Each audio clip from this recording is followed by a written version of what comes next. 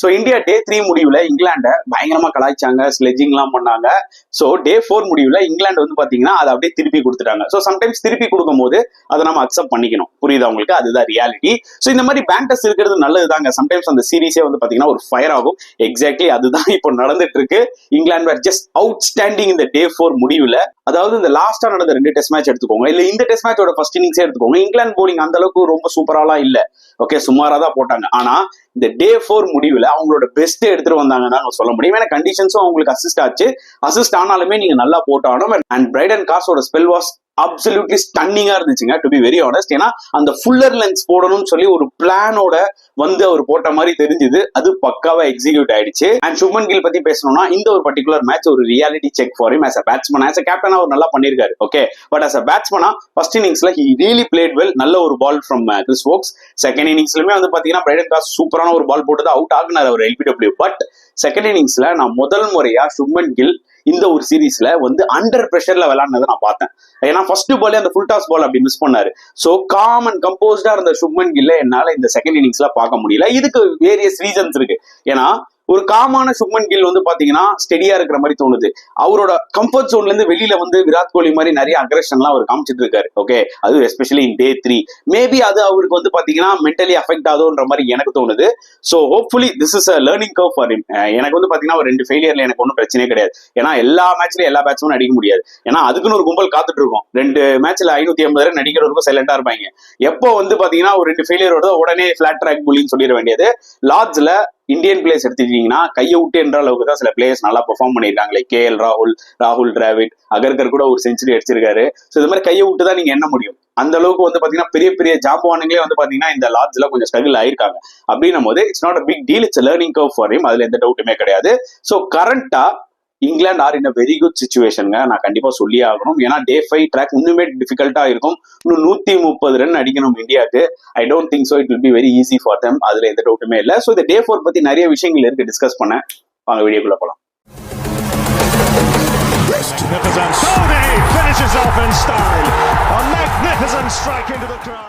வணக்கம் நண்பர்களே. So England versus India third test match day 4 நடந்து முடிஞ்சிருச்சு லார்ட்ஸ்ல. ஜஸ்ட் டிராமாங்க, அவ்வளவுதான் சொல்ல முடியும். Another super day of test cricket. நான் நல்லா என்ஜாய் பண்ணேன். பட் ஆஸ் இந்தியன் ஃபேனா ஐ வாஸ் லிட்டில் டிசப்பாயிண்டட். ஓகேங்களா, அட் ஸ்டெம்ஸ். ஏன்னா it's a great opportunity for them. Okay, இந்தியாவுக்கு வந்து ஒரு அருமையான ஆப்பர்ச்சுனிட்டி கிடைச்சது இந்த மேட்சை வின் பண்ண. பட் அன்பார்ச்சுனேட்லி வந்து பாத்தீங்கன்னா அந்த 193 ரன்ஸ் டார்கெட்ல இந்தியா ஆல்ரெடி 4 விக்கெட் விட்டுட்டாங்க. அதுல ஆகாஷ்தீப் விக்கெட்டை விட்டுருங்க, முக்கியமான 3 விக்கெட் விட்டுட்டாங்க. ஸ்டில் 130 odd ரன்ஸ் அடிக்கணும். இங்கிலாந்து போலிங் வந்து பாத்தீங்கன்னா வேற லெவல்ல இருக்கு. ஃபர்ஸ்ட் டைம் இந்த சீரீஸ்ல இங்கிலாந்து வந்து பிரமாதமா போலிங் போட்டிருக்காங்கன்னு சொல்லியே ஆகணும், எஸ்பெஷலி பிரைடன் காஸ். பட் அதுக்கு முன்னாடி நிறைய விஷயங்கள் நம்ம டிஸ்கஸ் பண்ண வேண்டியது இருக்குங்க இன்னைக்கு. அதாவது டே 4 ஸ்டார்டிங்ல வந்து பாத்தீங்கன்னா இந்தியா வந்து கண்டிப்பா ஒரு பிளானோட வந்தாங்க. அது கிளியரா தெரிஞ்சது. ஓகேங்களா, டக்கெட்டுக்கும் சரி, ஒரு பக்கம் வந்து பாத்தீங்கன்னா ஜாக் ராலிக்கும் சரி. அண்ட் இனிஷியலா வந்து பாத்தீங்கன்னா சிராஜ் பியூட்டிஃபுல்லா போட்டாரு டே 4ல. எனக்கு அது ரொம்ப பிடிச்சிருந்தது. ஏன்னா அந்த இனிஷியல் பிரேக் த்ரூ அவர் தான் எடுத்து கொடுத்தாரு. அதனாலதான் வந்து பாத்தீங்கன்னா இந்தியா வந்து இங்கிலாந்தோட அந்த மிடில் ஆர்டருக்குள்ள போக முடிஞ்சது. Okay, so initially we have to give huge credit to Siraj. அப்புறம் NKR வந்து பாத்தீங்கன்னா ஒரு விக்கெட் எடுத்தாரு.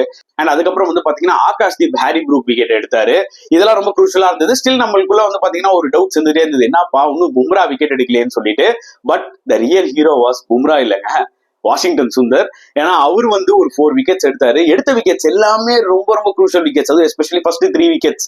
ஓகேங்களா, அவர் தான் வந்து பாத்தீங்கன்னா ஜோ ரூட் அவுட் ஆகினாரு. அவர் தான் வந்து பாத்தீங்கன்னா ஜேமி ஸ்மித் அவுட் ஆகினாரு. அவர் தான் பென் ஸ்டோக்ஸ் அவுட் ஆகினாரு. அந்த டைம்ல அது ரொம்ப ரொம்ப குரூஷியல் விக்கெட்ஸ்.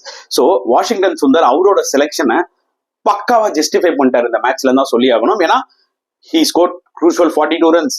ஓகேங்களா, அதுக்கப்புறம் ஒரு இம்பார்ட்டன்டான விக்கெட்ஸ் எடுத்தாரு. இப்போ பாத்தீங்கன்னா செகண்ட் இன்னிங்ஸ்லயும் பாத்தீங்கன்னா ஒரு 4 விக்கெட் ஹால் எடுத்திருக்காரு. So Washington Sundar was outstanding inning. சுந்தர்னாலதான் வந்து பாத்தீங்கன்னா இந்தியா கூட ஏபிள் டு ரெஸ்ட்ரிக்ட் இங்கிலாந்து 193 இல்லைன்னா ஒரு 225 230 கூட அடிச்சிருக்க சான்சஸ் இருக்கு. அதுக்கப்புறம் ஜஸ்பிரீத் பும்ரா வந்து பாத்தீங்கன்னா கம்பேக் ஆகி ஒரு 2 குரூஷியல் விக்கெட்ஸ் எடுத்தாரு இந்த எண்ட். ஏன்னா உங்களுக்கு நல்லாவே தெரியும் இங்கிலாந்து டெய்ல் எண்டை ஸ்டே பண்ணி கொஞ்சம் ரன்ஸ் அடிப்பாங்க. ஸோ அதை கிளீன் அப் பண்ணாரு பும்ரா.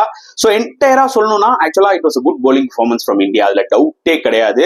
அண்ட் இங்கிலாந்து பேட்டிங் எடுத்துக்கிட்டீங்கன்னா ஆப்வியஸ்லி அவங்களுக்கு இந்த கண்டிஷன்ஸை பத்தி தெரிஞ்சிருக்கு. அதனாலதான் அவங்க வந்து பாத்தீங்கன்னா ஒரு ஸ்டேஜுக்கு மேல குயிக்கா ரன் ஸ்கோர் பண்ணிடலாம் அப்படின்ற மாதிரி அவங்க ட்ரை பண்ண மாதிரி தெரிஞ்சது. பட் ஸ்டில் இந்தியாவோட போலிங் வந்து செம குவாலிட்டியா இருந்தது. நான் ஒண்ணு சொல்லி ஆனுங்க, இந்த என்டையர் சீரீஸ்ல இந்த 4th இன்னிங்ஸ் மட்டும் வந்து பாத்தீங்கன்னா இங்கிலாந்து சூப்பரா போட்டாங்க.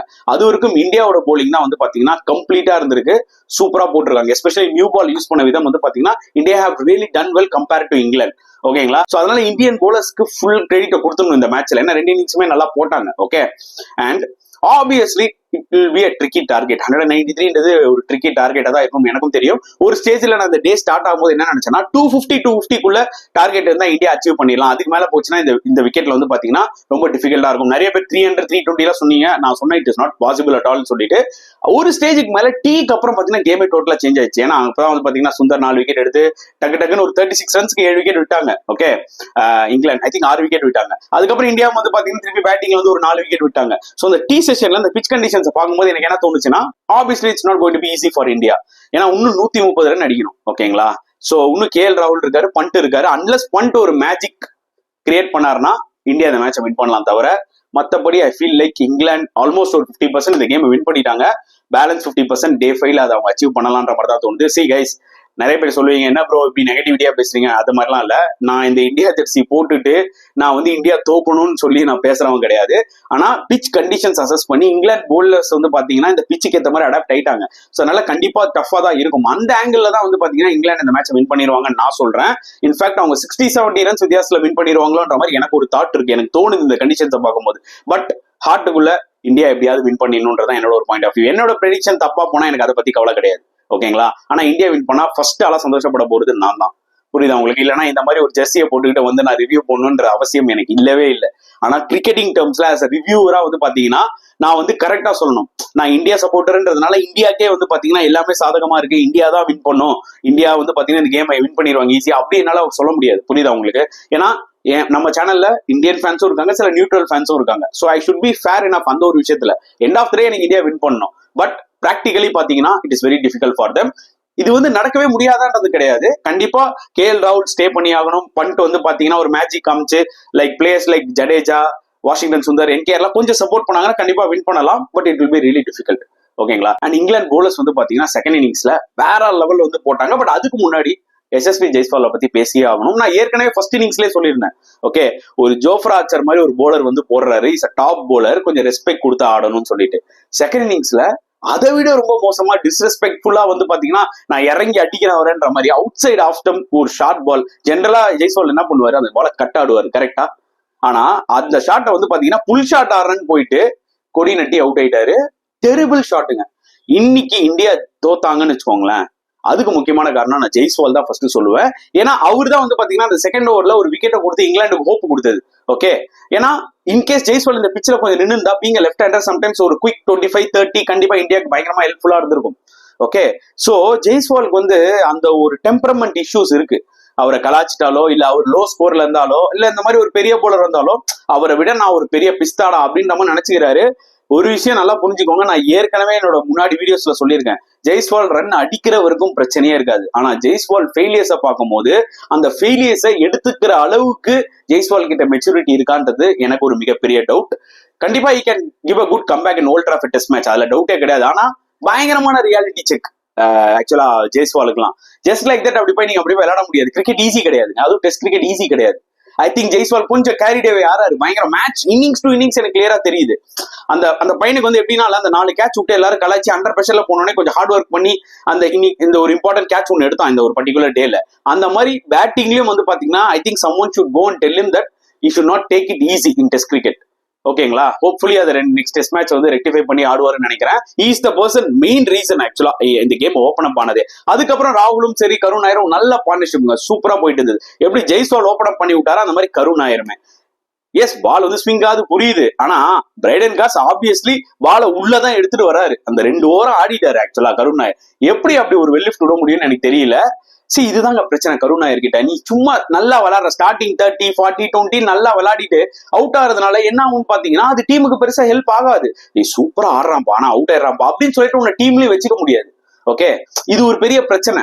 இப்போ வந்து கருண் நாயர் அடுத்த மேட்ச் தூக்கிடணுமா ப்ரோ அப்படின்னு கேட்டீங்கன்னா இப்போதைக்கு நான் அதை சொல்ல விரும்பல. அதுக்கு ப்ரிவியூக்கு டைம் இருக்கு, அடுத்த டெஸ்ட் மேட்ச் 10 நாள் டைம் இருக்கு, அது நம்ம அப்புறம் டிஸ்கஸ் பண்ணலாம். பட் சோ டிசப்பாயிண்டட் வித் கருண் நாயர் தான் நான் சொல்லுவேன். ஓகே, நல்ல ஸ்டார்ட்ஸ் கொடுக்குறாரு, அப்புறம் எப்படி இந்த மாதிரிலாம் அவுட் ஆக முடியுதுன்னு தெரியல. சோ டிசப்பாயிண்டிங் ஒன்ஸ் அகைன் சொல்லி ஆகணும். அதுக்கப்புறம் தான் நான் சொன்ன பாத்தீங்களா, Shubman Gill start of the வீடியோல சொன்ன மாதிரி உள்ள நுழையும் போதே அண்டர் பிரஷர். கண்டிப்பா இங்கிலாந்து வந்து கண்டிப்பா ஸ்லெட்ச் பண்ணுவாங்கன்னு தெரியும், ஏன்னா அந்த அளவுக்கு தான் இவரும் பண்ணிருக்காரு. சோ அதெல்லாம் வந்து எடுத்துக்கிட்டு தான் ஆகணும். அது மைண்ட்ல பயங்கரமா போகுது, அது கிளியரா தெரிஞ்சது. முதல் தடவை சுமன் கில் வந்து அண்டர் பிரஷர்ல வந்து பேட்டிங் ஆனதை நான் பார்த்தேன் இந்த இன்னிங்ஸ்ல. அது வரைக்கும் காமன் கம்போஸ்ட் கில்ல தான் நான் பார்த்தேன். ஈவன் ஃபர்ஸ்ட் இன்னிங்ஸ்ல கூட பாத்தீங்கன்னா he was very calm. எப்போ அந்த வந்து பாத்தீங்கன்னா ஒரு கம்ஃபர்ட் ஜோன்ல இருந்து வெளியில வந்து அந்த ஸ்லெட்ச் பண்ண விதமா இருக்கட்டும், சில விஷயங்களை இங்கிலாந்து பிளேயர்ஸோட பேசினதா இருக்கட்டும், அது பாத்தீங்கன்னா அவருக்கு மண்டைக்குள்ள நிறைய ஏத்திக்கிட்டாருன்னு நினைக்கிறேன். he was really under pressure and obviously England players counter attack திருப்பி கொடுப்பாங்க. ஆப்வியஸ்லி இங்கிலாந்து பிளேயர்ஸ் வந்து திருப்பி வந்து பாத்தீங்கன்னா அந்த ஒரு ரிப்பீட் கொடுப்பாங்க, அதுல டவுட்டே கிடையாது. ஏன்னா நீ செஞ்சல திருப்பி நான் ஒண்ணு செய்யறேன் அப்படின்ட்டு அதை மைண்ட்ல நீங்க எடுத்துக்கிட்டீங்கன்னா அது உங்க கேம் அஃபெக்ட் ஆகும். அது எக்ஸாக்ட்லி தெரிஞ்சுது. Full toss ball first ball miss பண்ணும்போது எனக்கு தெரியும் இஸ் கோயிங் டு ஸ்ட்ரகிள் அப்படின்னு சொல்லிட்டு. புரியுதா உங்களுக்கு? அண்ட் ஆப்வியஸ்லி அதுக்கப்புறம் நைட் வாட்ச்மேன் இறக்குனாங்க ஆகாஷ்தீப்பும் லாஸ்ட் அவுட் ஆயிட்டாரு. பட் அட்லீஸ்ட் கேஎல் ராகுல் விக்கெட் சேவ் ஆச்சு, அதுதான் ரொம்ப இம்பார்ட்டன்ட். நிறைய பேர் வந்து பாத்தீங்கன்னா இன்னைக்கு இருக்கிற லாக்டவுன் கிட்ஸா இருக்கட்டும், இல்ல சில பேருக்கு டெஸ்ட் கிரிக்கெட் தெரியாதவங்களா இருக்கட்டும், என்ன ப்ரோ கேஎல் ராகுல் போய் ஆகாஷ்தீப்பை ஃபேஸ் பண்ண விட்டாரு. ஆஸ் அ சீனியர் பிளேயர் அவர் தானே ஃபேஸ் பண்ணிருக்கணும், செல்ஃபிஷா இருக்காரு. யோ நைட் வாட்ச்மேன் கான்செப்ட் முதல்ல புரிஞ்சுக்கோங்கயா. நைட் வாட்ச்மேன் இறக்கிறதே வந்து அங்க இருக்கிற மெயின் பிளேயரை சேவ் பண்றதுக்கு தான். நைட் வாட்ச்மேன் வந்து அவர் நைட் வாட்ச்மேன் அதிகமான பால் சாரி டிஃபென்ஸ் ஆடி அந்த டேவை முடிக்கணும். இதுதான் ரூல். இது தெரியலன்னா அட்லீஸ்ட் இப்பயாவது தெரிஞ்சுக்கோங்க. This is one.